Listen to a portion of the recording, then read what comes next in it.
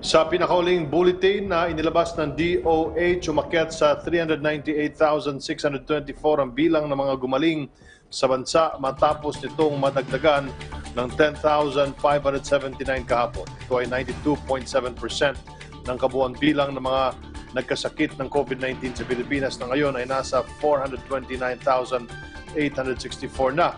Nakapon ay nadagdagan ng 2,076 na mga bagong kaso. 40 naman ang nadagdag sa mga nasawi sa kabuoang bilang na 8,373.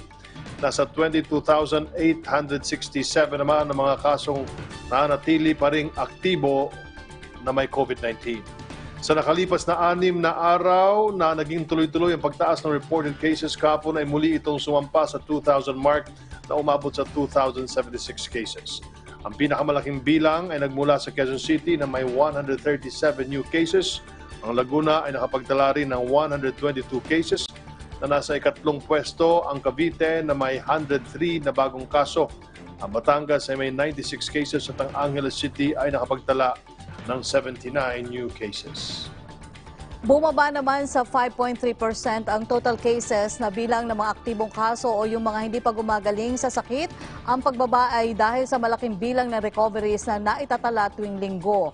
82.9% sa mga aktibong kaso ay mild cases lamang, 7.4% ang walang sintomas, 6.1% ang critical, 3.2% ang severe at 0.34% naman ang moderate cases. Samantalang amin pong paalala sa ating mga kababayan na bumibiyahe gamit ang pampublikong transportasyon, sundin po natin ang 7 commandments. Una, huwag pong kakalimutan magsuot ng face mask at face shield. Bawal ang pagsasalita, pakikipag-usap o pagsagot ng telepono. Ipagpaliban din muna ang pagkain. Kinakailangan din na may sapat na ventilation, kailangan may frequent disinfection.